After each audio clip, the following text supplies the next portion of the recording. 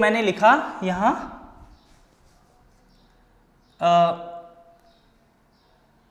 Development of male gametophyte.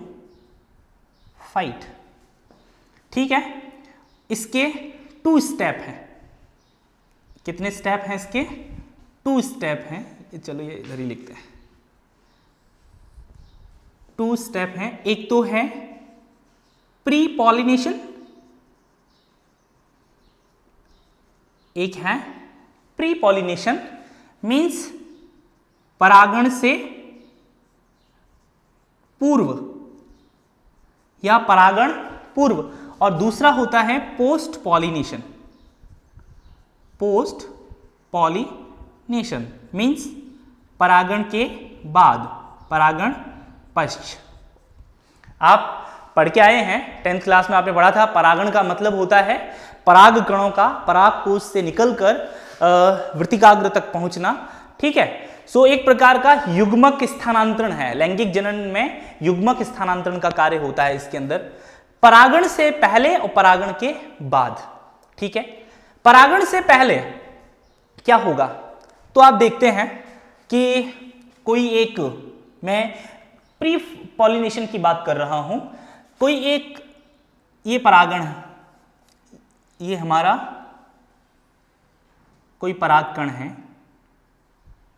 आप जानते हैं परागकण का मतलब होता है एक ऐसी स्ट्रक्चर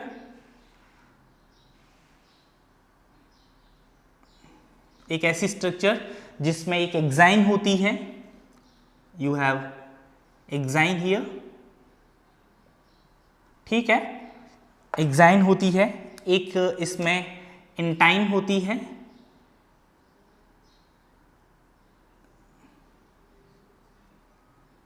अंदर की तरफ एक थिन लेयर है which is made up of pectocellulose, and outer most layer of pollen is known as exine which is made up of sporopollenin. So it is in time, right? Now इसके अंदर ये कोई आपका एक nucleus है, अंदर nucleus होगा। So it is known as nucleus. Nucleus means केंद्रक। तो केंद्रक हो गया, एग्जाइन हो गई, इंटाइन हो गई। इसके अलावा इसके अंदर क्या होगा? साइटोप्लाज्म होगा। You have cytoplasm also. ठीक है, एंड इसके अलावा इसके अंदर छोटी छोटी क्या होती हैं? वैक्यूल्स होती हैं, छोटी छोटी इस तरह की ये वैक्यूल्स हैं। देखिए इसमें ये एक प्लांट सेल है, ये एक पादप कोशिका है, तो डेफिनेटली इसके अंदर क्या होंगी? वैक्यूल्स होंगी, राइट? नाउ अब क्या होता है आगे देखो, जैसे ही ये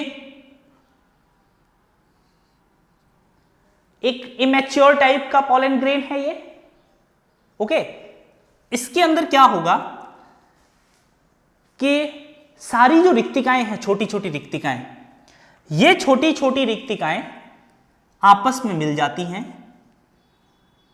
और ये रिक्तिकाएं आपस में मिलकर एक बड़ी रिक्तिका, या मैं यूं कहूं एक बड़ी कैविटी वैक्यूल के रूप में डेवलप हो जाती है।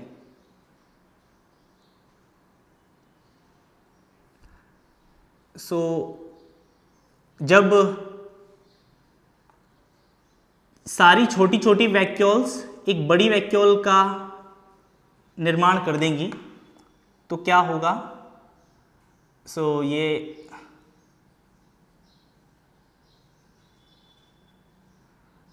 I draw another diagram which is related to the development of male gametophyte, and you have germ pore here. ये क्या है? ये germ pore है, germ pore जिसे हम जनन छिद्र कहते हैं। क्या कहते हैं? जनन छिद्र। आप ये पहले सब पढ़ चुके हैं। मैं आपको पोलन की स्ट्रक्चर बता चुका हूं। प्रीवियस वीडियो में मैंने आपको पोलन की स्ट्रक्चर बताई थी कि परागकण की संरचना क्या होती है। सो यहां पर मैं आपको इतना डिटेल में नहीं बता रहा हूं क्या कुछ कैसे है। अब मैंने ये कहा था कि होगा क्या कि वैक्यूल आपस में मिल जाएंगी और ये वैक्यूल मिलकर क्या करेगी, एक बड़ी वैक्यूल बना लेती है। मतलब कुछ वैक्यूल्स आपस में मिलकर बड़ी वैक्यूल बना ली, राइट। और ये इसके अंदर साइटोप्लाज्म है ही, कोशिका द्रव्य है ही इसमें। जब वैक्यूल बड़ी हो जाएगी तो आप क्या देखेंगे, वैक्यूल के बड़े होते ही जो न्यूक्लियस है वो शिफ्ट हो जाएगा किधर की तरफ, पेरिफेरी की तरफ, परिधि की ओर तरफ थोड़ा शिफ्ट हो जाएगा। एंड आप जानते हैं हमने पादप कोशिका प्लांट सेल के जो कैरेक्टरिस्टिक्स पढ़े थे, तो प्लांट सेल के अंदर हम पढ़ते आ रहे हैं, हमने पढ़ा था कि प्लांट सेल के अंदर केंद्रक जो होता है वो किधर होता है, परिधि की ओर होता है, पेरिफेरी की तरफ होता है ना। जबकि जो एनिमल सेल होती हैं उनमें सेंटर में होता है, क्योंकि उनके अंदर वैक्यूल्स जो होती हैं वो एब्सेंट होती हैं, राइट, या होती हैं तो बिल्कुल नेग्लिजिबल होती हैं, बिल्कुल ही नहीं होती कोई। तो यहां पर वैक्यूल के बड़ा हो जाने की वजह से वैक्यूल का साइज इंक्रीज हो गया। सो वैक्यूल के साइज के इंक्रीज होने की वजह से जो हमारा न्यूक्लियस था वो कहां शिफ्ट हो गया, एक तरफ शिफ्ट हो गया। So you have nucleus here, right, okay. And ये जो है हमारी, ये है वैक्यूल, या जिसे हम कहते हैं हिंदी में रिक्तिका, ओके। अब क्या होता है देखिए आगे, अब नेक्स्ट क्या होगा,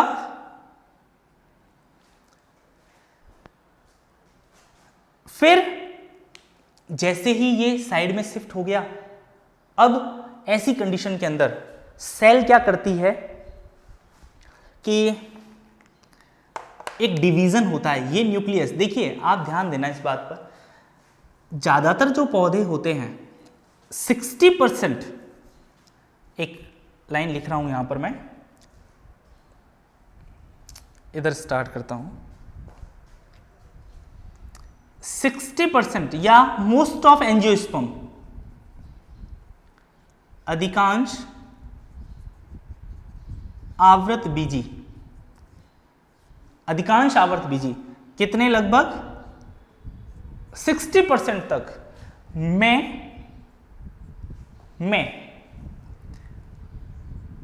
परागकण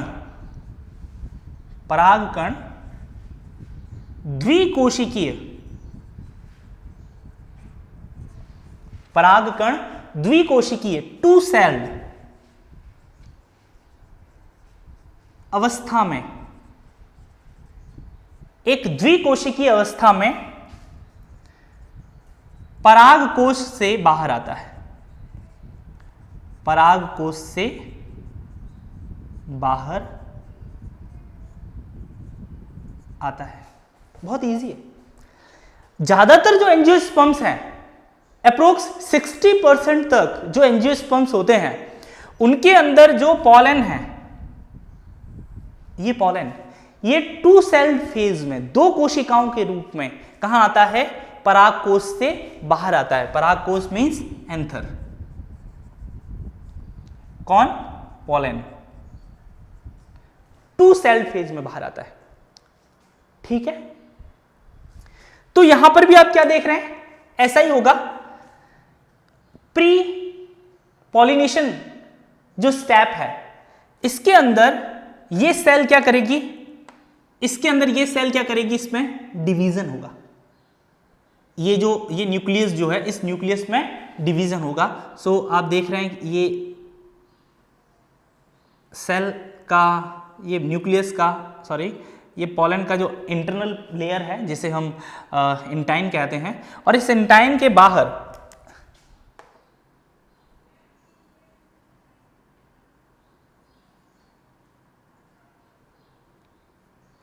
ओके, नाउ इस न्यूक्लियस ने क्या किया, डिवीजन कर लिया।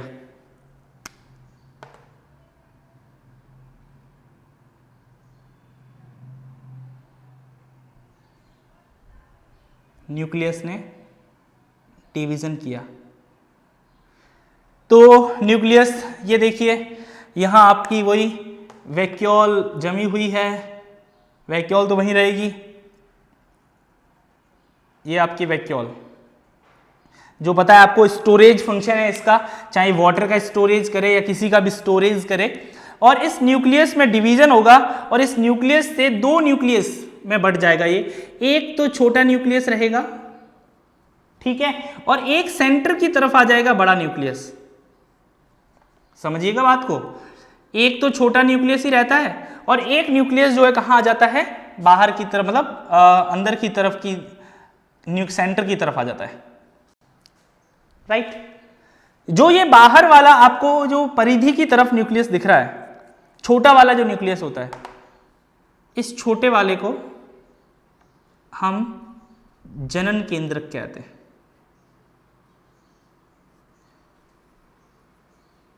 जेनरेटिव न्यूक्लियस, ठीक है। जो छोटा है ना, जो स्मॉल टाइप है, स्मॉल वाले को क्या कहते हैं, जेनरेटिव न्यूक्लियस कहते हैं। और जो बड़ा वाला दिख रहा है आपको, इस बड़े वाले को कहते हैं या तो कहेंगे ट्यूब या वेजिटेटिव न्यूक्लियस, या कहते हैं इसको कायिक या नलिका केंद्रक। ये कायिक या नलिका केंद्रक हो गया, ठीक है।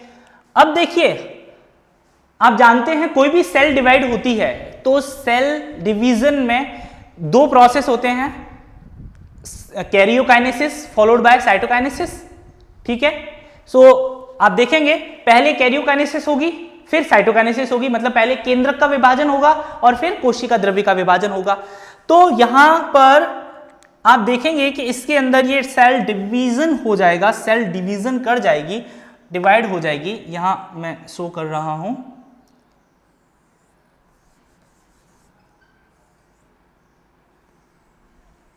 सेल में डिवीजन हो गया। पहले इसकी वॉल बना देता हूं मैं एक बार। आपको पता है कि बायोलॉजी स्पेशली बॉटनी को लर्न करने का एकमात्र तरीका यही है कि आप उसके डायग्रामेटिकल रिप्रेजेंटेशन को समझें कि डायग्राम्स में कैसे हो रहा है, प्रोसीजर क्या है, उसका मैकेनिज्म क्या है। अगर आपको मैकेनिज्म समझ में आ जाएगी तो आप इजीली समझ पाएंगे कि मुझे क्या करना है। How to learn botany specially plant science को समझना, प्लांट साइंस को समझने के लिए डायग्रामेटिकल रिप्रेजेंटेशन आपको अच्छे से आना चाहिए। सो नाउ अब क्या होगा, ये आपका स्मॉल न्यूक्लियस, राइट, और ये आपका लार्ज न्यूक्लियस, ठीक है। इसके अंदर वैक्यूल्स हैं, ओके, साइटोप्लाज्म भी है इसमें। नाउ केंद्रक का विभाजन हो चुका है, अब क्या होगा, कोशिका द्रव्य का विभाजन होगा, कोशिका द्रव्य का विभाजन होगा। तो इस विभाजन के अंदर इन दोनों कोशिकाओं में वॉल फॉर्मेशन होगा और इस तरह से एक वॉल बन जाएगी जो इन दोनों कोशिकाओं को अलग कर देगी। ये एक असमान, यहां पर जो कोशिका द्रव्य का विभाजन होगा वो असमान प्रकार का कोशिका द्रव्य का विभाजन होता है, असमान कोशिका द्रव्य विभाजन होता है, जिसके कारण दो कोशिकाएं बन जाती हैं। ये जो आपको ऊपर की तरफ एक लेंटिक्यूलर जो सेल दिख रही है, इस सेल को बोलते हैं जनन कोशिका, जनन कोशिका, जिसे जनरेटिव सेल या जनन जर्म सेल भी कहते हैं। ये जो होती है ये लेंटिक्यूलर शेप होती है। इसका शेप कैसा होता है, लेंटिक्यूलर, मतलब कुछ हिंदी में कहते हैं मसूराकार, मसूराकार लेंटिकुलर शेप होती है। एक स्पेशल बात इसमें और है, यहां पर क्या होता है, ये सेल जो होती है इसके यहां पर कैलोज का डिपोजिशन होता है। ये लेयर कैलोज का डिपोजिशन होता है इसमें, यहां कैलोज परत पाई जाती है इसमें। सो यू कैन सी, यहां लिख दिया मैंने, ये कैलोज परत है इसमें। कैलोज एक कार्बोहाइड्रेट है, एक टाइप का जटिल कार्बोहाइड्रेट है ना, जो क्या करता है, स्ट्रेंथ प्रोवाइड कराता है, स्ट्रेंथ। तो यहां पर ये क्या करेगा कि इसको परागकण के अंदर जो जनन कोशिका है वो एक मजबूती से चिपकी हुई रहती है, जुड़ी रहती है। देखो जनन कोशिका के अंदर डीएनए की मात्रा अधिक होगी, आपको ध्यान रखना है इस चीज को। आरएनए की मात्रा एज कंपेयर टू कम होगी, कोशिका द्रव्य की मात्रा भी इसमें कम होगी। और ये जो बड़ी वाली जो कोशिका आपको दिख रही है, ये बड़ी वाली कोशिका, ये कोशिका कहलाती है कायिक कोशिका।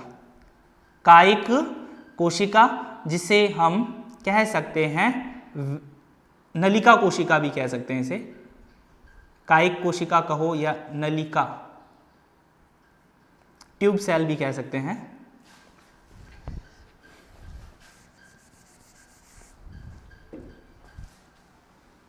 या नलिका कोशिका, ट्यूब सेल, ट्यूब सेल, और we can say vegetative cell. So clear है, you have two cell, now you have two cell structure। ये परागकण की दो कोशिकीय संरचना है, जिसमें एक कोशिका जो है वो जनन कोशिका है और दूसरी कोशिका जो है वो क्या है, कायिक कोशिका है। क्लियर हो गया होगा आपको समझ में। तो मैंने ये कहा था कि जो नर युग्मकोद्भिद का विकास होता है वो दो चरणों में होता है। पहला चरण जो है वो क्या है, परागण से पहले, मतलब बिफोर पॉलिनेशन। सो प्री पॉलिनेशन हमने उसके लिए वर्ड दिया था यूज। और इसके अंदर आपने क्या देखा कि ये कोई एक परागकण था, इमेच्योर टाइप का था, ठीक है। वैसे इसको भी क्या कहते हैं, अपरिपक्व या आंशिक परिपक्व, ठीक है। ये क्या है, यहां लिख देता हूं मैं, इसी को लिख देता हूं, अपरिपक्व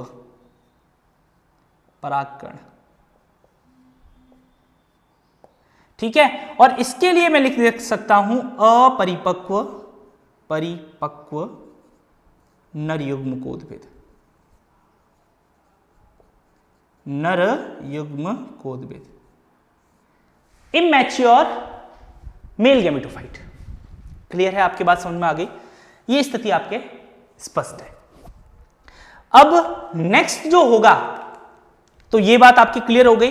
अधिकांश आवर्तबीजी में 60% में पोलन द्विकोशिकीय अवस्था में परागकोश से बाहर आ जाता है। आप देखते हैं जब परागकोश का स्फुटन होगा, डेहिशन इन एंथर होगा, तो उस टाइम आप देखेंगे ये अवस्था जो है कहां आएगी, बाहर निकल के आएगी। तो देखो मैं यहां पर एक लाइन लिख रहा हूं कि जो इसके लिए है, जो प्री पॉलिनेशन होता है, प्री पॉलिनेशन, जो प्री पॉलिनेशन स्टेप है, ये डेवलपमेंट है, प्री पॉलिनेशन डेवलपमेंट,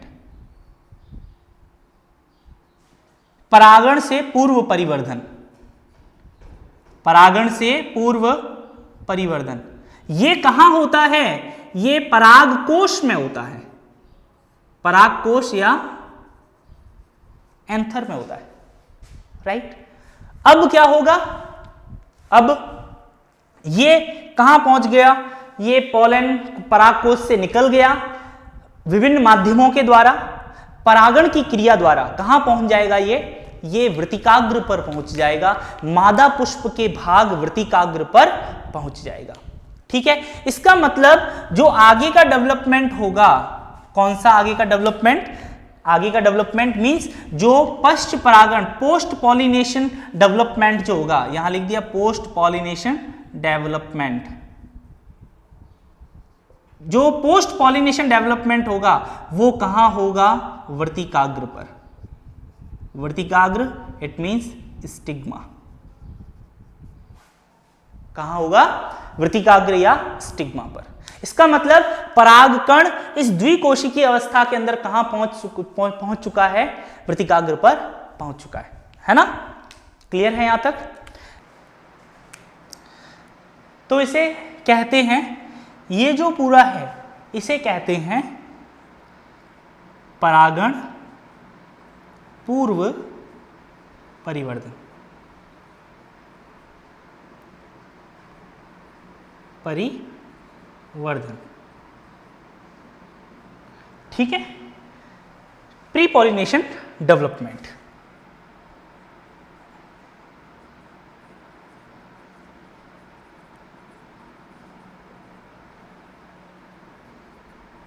ठीक है। Now next, post pollination development. अब क्या होगा? इससे आगे का ही सीन है ये, ठीक है? क्या होगा? अब देखो, ये जो कैलोज वाली लेयर है, ये कैलोज वाली लेयर क्या हो जाएगी? रिलीज हो जाएगी। ये एक्साइन बनाई मैंने,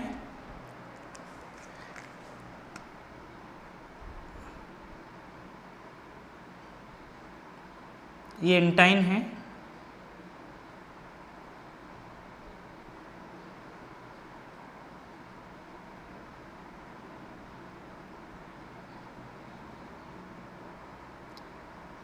अब होगा क्या इसमें?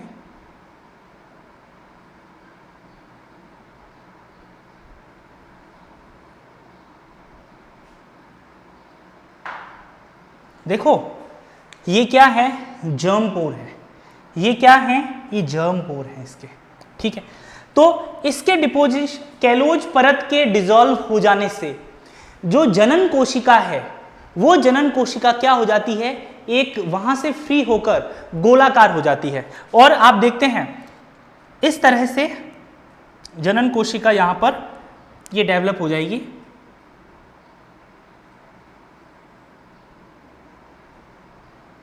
ये आप देखो, ये जनन कोशिका कैलोज परत के वहां से हटते ही जनन कोशिका इस तरह से डेवलप हो जाती है। ये आपके सामने जनन कोशिका आ गई। और ये बड़ी वाली कोशिका जो है ये कायिक कोशिका है। सो मैंने यहाँ पर नाम लिख दिया, ये कायिक कोशिका है और ये जनन कोशिका, ठीक है? बाकी इसके अंदर जो साइटोप्लाज्म है, दोनों कोशिकाओं में अपना अपना साइटोप्लाज्म है, ये सब भरा हुआ है। एक बात और है, इसी के रेफरेंस में यहां पर एक बात और है, 40% पादप ऐसे होते हैं। कितने प्रतिशत? 40% आवर्त बीजी। 40% आवर्त बीजी पादपों में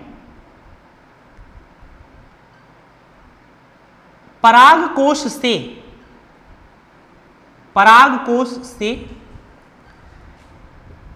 3 सेल्ड, मतलब 3 कोशिकीय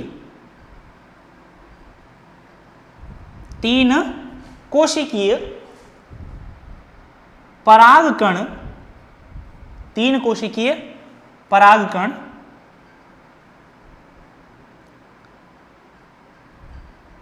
बाहर आता है। 3 कोशिकीय परागकण बाहर आता है। कैसी अवस्था में आता है? 3 कोशिकीय अवस्था में, 3 कोशिकीय अवस्था में। देखो, ज्यादातर में तो ऐसा होता है। और ये जो हम देखने को मिलती है, इसके अंदर कुछ प्लांट हैं जिसका नाम है, एक तो है कुल्फा जिसे पार्चुलाका बोलते हैं, पार्चुलाका। एक है बंदर बाटी। ये ऐसे प्लांट हैं जिनके अंदर परागण के तुरंत बाद और पराग अंकुरण से पहले पॉलन ट्यूब जो निकलती है, उस पॉलन ट्यूब से पहले और परागण के तुरंत बाद हम देखते हैं कि जो जनन कोशिका है उसमें विभाजन हो जाता है और उससे 2 नर युग्मक बन जाते हैं। राइट? तो ध्यान रखना है, इसके अंदर जो होगा क्या होगा, परागण से, या यूं लिखूं मैं, इसमें परागण के तुरंत बाद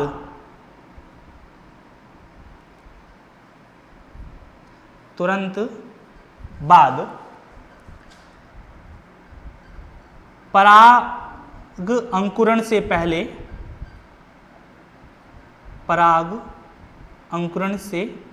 पहले जनन कोशिका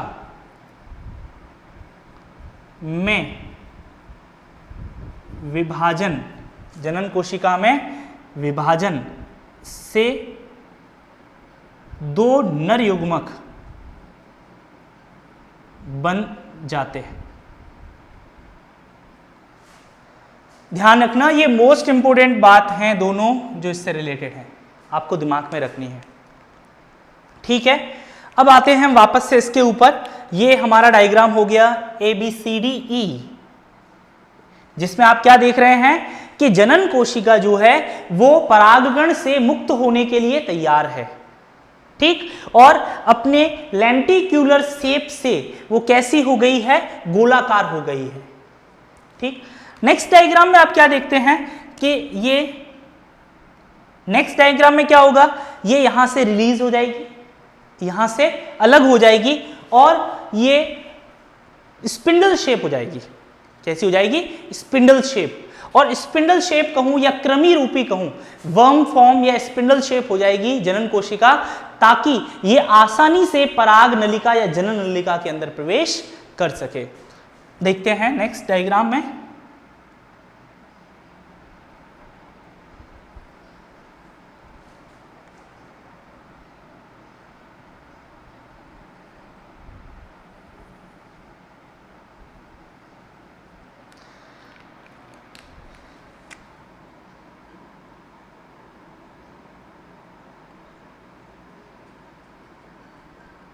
क्या होगा, ये एक ही कोशिका में द्विकोशिकीय अवस्था ही है। ये मैंने अभी आपसे कहा था, जो द्विकोशिकीय अवस्था होती है उसको अपरिपक्व नर युग्मकोद्भिद, ये अपरिपक्व नर युग्मकोद्भिद भी कहते हैं। तो यहां पर अब चेंज क्या देखेंगे आप, जो ये साइटोप्लाज्म है इसके अंदर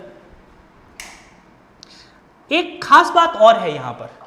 यहां एक खास बात और है, वो ये है कि जैसे ही ये पहला स्टेप मतलब परागण से पूर्व परिवर्धन होता है, परागण से पूर्व परिवर्धन के जस्ट बाद जैसे ही ये परागकण परागकोश से निकलकर परागण की क्रिया के द्वारा, पॉलिनेशन की क्रिया द्वारा वृत्तिकाग्र पर पहुंचते हैं, वृत्तिकाग्र पर उपस्थित सुगर कुछ शर्करा एवं कुछ अन्य पदार्थ शर्करा और जल का अवशोषण करके ये कोशिका अपने कोशिका द्रव्य में क्या करेगी, सुगर और जल का क्या करेगी, एब्जॉर्प्शन करेगी।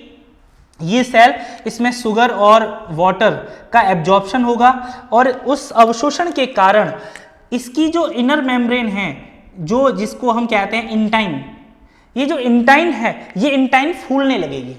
इंटाइन क्या करने लगेगी, फूलने लगेगी। तो पहले तो मैं इसको ये बता रहा हूं कि ये आपकी देखो जनन कोशिका है, ये जनन कोशिका कुछ इस तरह की हो गई, आपको दिख रहा है। ये शेप जो होता है स्मॉल साइज है, बट ये जो शेप होता है इस शेप को कहते हैं स्पिंडल शेप।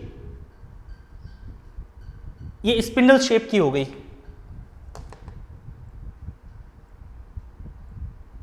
स्पिंडल का मतलब होता है तर्कुरूपी, तर्कुरूपी, जिसमें दोनों किनारों पर एकदम संकरी हो जाती है और बीच में फुली हुई रहती है। और दूसरी कोशिका जो है वो ये कायिक कोशिका है ही है। तो ये तो कंप्लीट कायिक कोशिका है पूरी, है ना। ये तो कंप्लीट क्या है, कायिक कोशिका, जिसके अंदर ये रिक्तिकाएं हैं, है ना। और ये जो दिख रही है आपको, ये जनन कोशिका है इसकी, तो मैंने यहाँ लिख दिया ये क्या है, जनन कोशिका, जिसका शेप कैसा है, तरकु रूपी। देखो तरकु रूपी या क्रमी रूपी होने का कारण क्या है, जनन कोशिका के तरकु रूपी या क्रमी रूपी होने का कारण है ताकि आसानी से ये पराग नलिका या जनन नलिका के अंदर क्या कर सके, गति कर सके। इस वजह से इसका शेप कैसा हो जाता है, तरकु रूपी हो जाता है। और ये बड़ी कोशिका है ही है जिसको आप क्या कहते हैं, ये कायिक कोशिका है, इसके अंदर कायिक केंद्रक उपस्थित है। आपको ध्यान रखना है कि परागण पूर्व परिवर्धन में केवल एक ही बार समसूत्री विभाजन होता है। आप यहां देख रहे हैं एक बार समसूत्री विभाजन होता है। देखिए ये एक समसूत्री विभाजन हुआ जिससे दो केंद्रक बने थे, ठीक दिख रहा है आपको, यहां पर दो कोशिकीय अवस्था ही है बिल्कुल। अब मैंने ये कहा था कि जैसे ही वृत्तिकाग्र पर ये कोशिका टू सेल, ये स्थिति वृत्तिकाग्र पर जैसे ही ये कोशिका पहुंचती है, इसके वृत्तिकाग्र पर पहुंचते ही हम क्या देखते हैं कि वृत्तिकाग्र के ऊपर उपस्थित, ये देखिए इस तरह से, ये आपका क्या है, ये वृत्तिकाग्र है, ये आगे जाके किस पर, अंडाशय के ऊपर होता है। तो वृत्तिकाग्र या स्टिग्मा किसे कहते हैं, जो अंडप या कार्पल्स जो होता है या स्त्री केसर जो है, स्त्री केसर का स्वतंत्र जो सिरा होता है, स्वतंत्र सिरा जिसके ऊपर परागकण आके गिरते हैं। देखो यहां इस तरह से परागकण आते हैं, ये इस तरह से परागकण, तो ये वृत्तिकाग्र है, स्टिग्मा, ये स्टिग्मा, और ये क्या है, पोलन, इसके ऊपर ये पोलन आके टू सेल्ड पोलन जो है इसके ऊपर आते हैं और यहां से ये क्या अवशोषित करते हैं, ये इसके ऊपर जो सब्सटेंसेस हैं, केमिकल कंपाउंड्स जो हैं उनको अवशोषित करते हैं। अवशोषित होने के कारण ये जो अंदर इंटाइन दिख रही है आपको, ये जो अंदर की तरफ इंटाइन या जैसे अंतःचोल कहते हैं, ये अंतःचोल फूलने लगता है, ये बाहर की तरफ निकलने लगता है। तो जब बाहर की तरफ निकलता है तो क्या होगा, बाहर की तरफ निकलता है तो क्या होगा कि जहां जनन छिद्र है, जनन छिद्र का वह स्थान जहां पर जनन छिद्र का वह स्थान, देखो ये जनन छिद्र जो है यहां इसके चारों तरफ, तो ये आपने, अगर मैं यहां पर एक ही पोलन, अगर मैं यहां एक ही पोलन ट्यूब निकालता हूं तो इसका मतलब ये कौन सा स्थान है, ये जनन छिद्र वाला स्थान है, ये स्थान है जिसे हम जनन छिद्र कहते हैं, ये जनन छिद्र वाला स्थान है। इस जनन छिद्र वाले स्थान से क्या निकलती है, ये इंटाइन या अंतःचोल बाहर की तरफ निकल जाती है, ठीक है, बाहर की तरफ निकल जाती है और इसको हम कहते हैं पराग नलिका। ये क्या है, पराग नलिका या पोलन ट्यूब। अब जो कायिक केंद्रक था वो कायिक केंद्रक कहां आ जाता है, इस पराग नलिका के शीर्ष पर रहता है, ठीक है, पराग नलिका के शीर्ष पर आ जाता है और इसको अब कह देते हैं नलिका केंद्रक। इसको अब किस नाम से जाना जाता है, नलिका केंद्रक, या जिसे हम ट्यूब न्यूक्लियस कहते हैं, ठीक है। पहले भी हम नलिका केंद्रक के जनन केंद्र कायिक केंद्रक कहते थे, जन नलिका केंद्रक बन गया और ये पराग नलिका बाहर की तरफ आ गई। कहां से आई पराग नलिका, यस, जनन केंद्र जो जनन छिद्र जो होते हैं वहां से आती है, जर्म पोर से आती है। देखिए आप जानते हैं एक बीजपत्री पादपों में जो परागकण होता है उसमें केवल एक जनन छिद्र पाया जाता है, जबकि द्विबीजपत्री पादप जो होते हैं उनमें 3 या इससे अधिक क्या पाए जाते हैं, जनन छिद्र पाए जाते हैं। तो मैंने अब तक तो यहां पर 3 जनन छिद्र दिखाए आपको, कितने, 3, लेकिन पराग नलिका किसमें से केवल एक ही जनन छिद्र द्वारा बाहर दिखा रखी है आपको, ठीक है। और इसके बाद ये यहां पर आपका तर्कु रूपी जो जनन कोशिका है वो यहां उपस्थित है, तर्कु रूपी जनन कोशिका, ये जनन कोशिका, इसके अंदर ये कोशिका द्रव्य भरा हुआ है, ठीक है। यहां तक आपको क्लियर समझ में आ गया कि इस स्थिति में क्या हो रहा है, ये E, ये F एंड ये G। तो पराग नलिका कैसे बाहर आई उसको भी आप समझें। मैंने कहा कि जैसे वृत्तिकाग्र के ऊपर परागकण आके गिरते हैं, वृत्तिकाग्र के ऊपर परागकण आके गिरा, उस परागकण ने वहां से शर्करा जल का अवशोषण किया और शर्करा और जल का अवशोषण करके वो परागकण क्या करता है, अंकुरण करता है। और ये शर्करा और जल जब कोशिका के अंदर अवशोषित कर लिया जाता है, कोशिका के अंदर भर जाता है, तो वो इंटाइन के ऊपर या अंतःचोल पर क्या डालता है, एक दबाव डालता है। और इस दबाव की वजह से जो जनन छिद्र होते हैं वहां से ये इंटाइन पराग नलिका के रूप में बाहर आती है। तो आप यहां देख सकते हैं जी वाले डायग्राम में पराग नलिका के रूप में ये बाहर आ जाती है। Okay, right. जो 60% या अधिकांश जो आवर्तबीजी पादप थे, उन अधिकांश आवर्तबीजी पादपों में जब ये जनन कोशिका इस पराग नलिका के अंदर प्रवेश कर जाती है, तो पराग नलिका में प्रवेश करने के बाद इसमें दूसरा समसूत्री विभाजन होता है और इस समसूत्री विभाजन से 2 केंद्रक बनते हैं जिन्हें हम नर युग्मक कहते हैं। सो मैं एक फाइनल डायग्राम बना रहा हूं इसके अंदर बस ये हमारा एक फाइनल डायग्राम है जो आपको पराग नलिका को शो करेगा।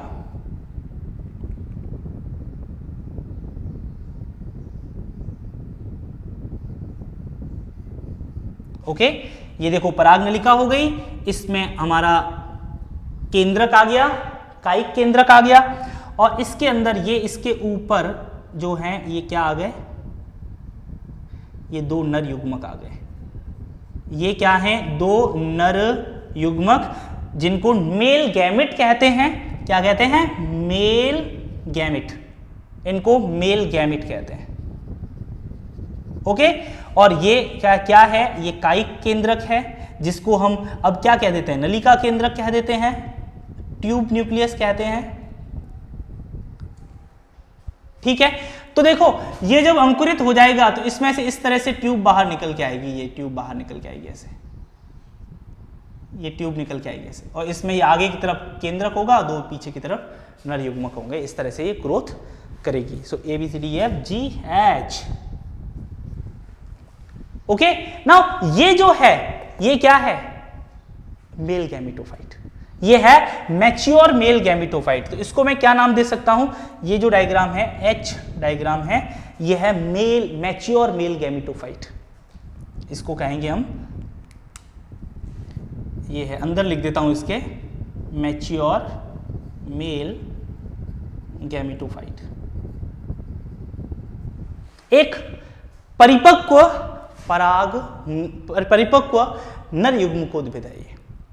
ओके, तो इस पूरी क्रिया को, ये जो निर्माण हो रहा है, ये परिवर्धन हो रहा है, इस प्रक्रिया को पूरी हम एक और नाम से जानते हैं जिसे हम कह सकते हैं क्या, एक नया नाम, माइक्रो गैमेटोजेनेसिस। ये एक प्रकार का युग्मक जनन है, क्योंकि यहां क्या बन रहा है, नर और नर युग्मक बन रहे हैं ना, इसलिए इसको युग्मक जनन भी कहा जाता है, माइक्रो गैमेटोजेनेसिस भी कहते हैं इस प्रक्रिया को। तो ये कंप्लीट हो गया, ये था पराग पूर्व परिवर्धन, और ये हमारा हो गया परागण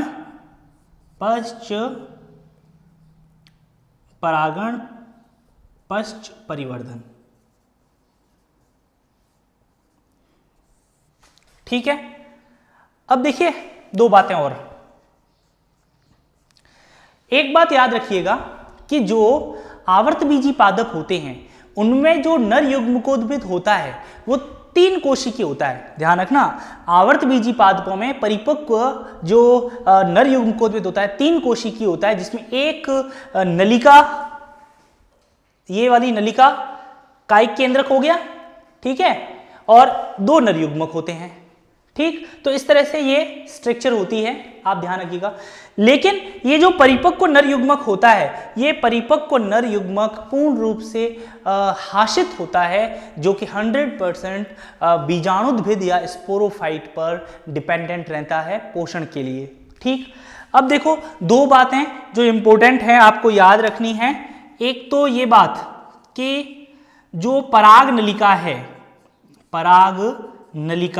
है ना, जिसे हम कहते हैं पॉलन ट्यूब, पॉलन ट्यूब। इसकी जो डिस्कवरी या इसकी जो खोज है, ये जो पराग नलिका थी ना, इसकी खोज सबसे पहले जो की थी वो की थी एक साइंटिस्ट था जिसका नाम था जीबी अमीकी, AMICI, है ना, अमीकी,